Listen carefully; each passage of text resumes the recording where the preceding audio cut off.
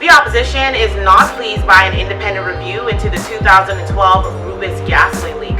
Government websites are hacked by an Islamist group, and just why Michael MP V. Alfred Gray was not charged in those court tampering allegations is revealed. We've got those stories and a whole lot more. I'm your host, Krishna Virgil, and this is the Tribune's Top 5.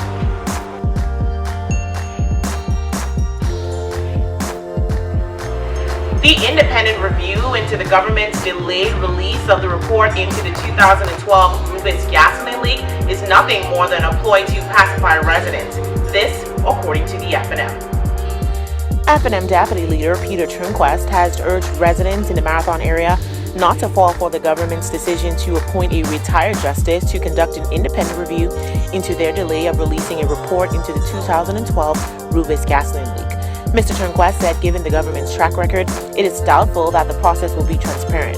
Mr. Turnquest also criticized the Office of the Attorney General's decision not to pursue legal action against embattled Cabinet Minister V. Alfred Gray following its investigation into the allegations of judicial interference.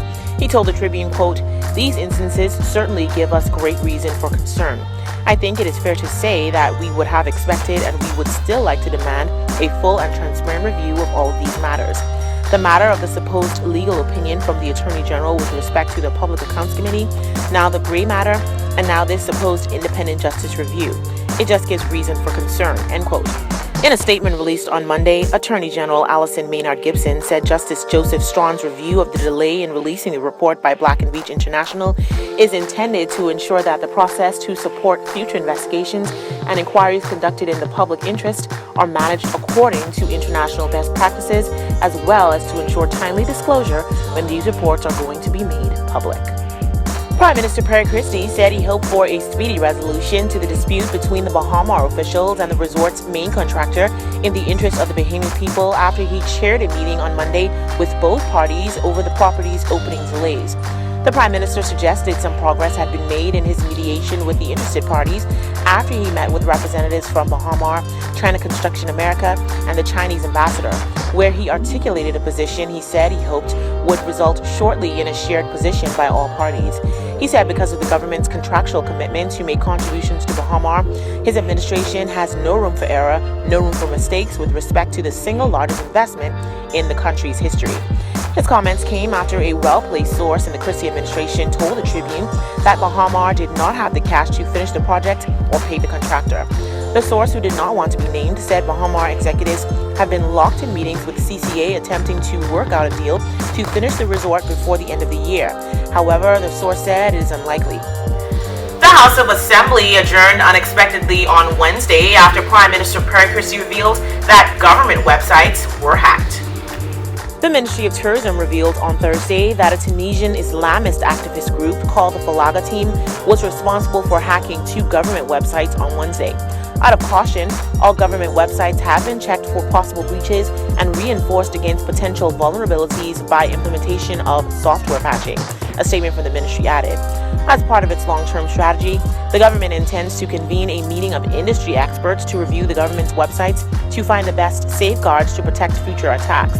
The statement provided some insight into revelations first made by Prime Minister Perry Christie on the floor of the House of Assembly on Wednesday.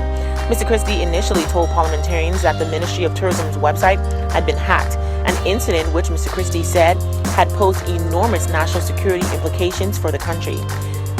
The ministry revealed that 2 websites had been compromised, and these included www.bahamas.com and www.bahamasfilm.com.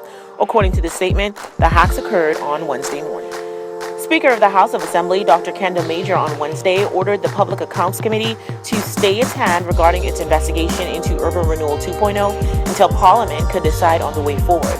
Dr. Major told parliamentarians that in receiving legal advice from the Office of the Attorney General, he was informed that while the PAC possesses the power to send for persons, papers, and records, the committee is only allowed to do so by way of a resolution in the House of Assembly.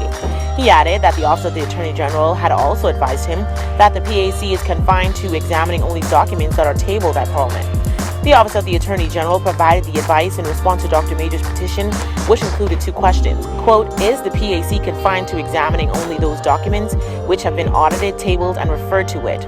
And 2, does the PAC have the authority to send for persons and documents? End quote.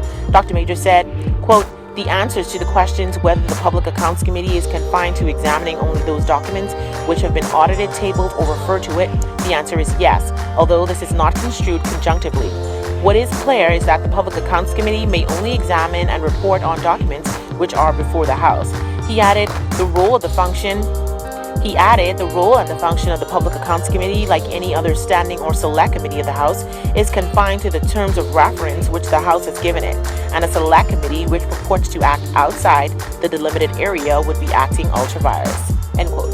Dr. Major said the answer to the question 2 of whether the PAC has the authority to send for persons and documents, the answer also is yes, although this is also subject to certain qualifications. Acting Attorney General Damien Gomez has revealed to the Tribune just why Michael MPP Alfred Gray was not charged in that court tampering case.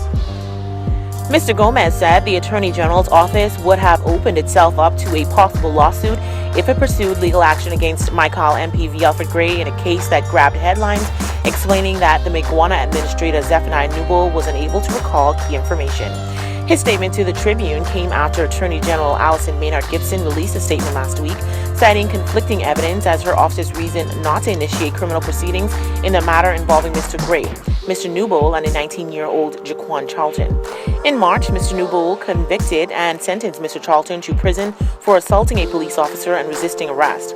He later released the man, alleging that Mr. Gray threatened him into doing so, a claim Mr. Gray has strongly denied. In an interview with the Tribune, Mr. Gomez said the major problem with the case is that in discussing the alleged threat, Mr. Newbold could not recall what Mr. Gray had said to him. He said, quote, "It was not so much he say versus he say, as it was that the details of what was actually said cannot be remembered. It's not good enough to say you said to me. You have to say what was said because the court must determine whether what was said amounts to a threat. The evidence did not rise to the level that had been anticipated." Mr. Gomez said while Mrs. Gibson and Director of Public Prosecutions Gavin Gaskin made the final decision on the matter, he looked at the available evidence and gave his views on it. Want to get in on the discussion? Well, here's how you can. Just log on to our website at www.tribune242.com, like us on Facebook, the Tribune News Network, send us a tweet at Tribune242, or subscribe to our YouTube page, Tribune242.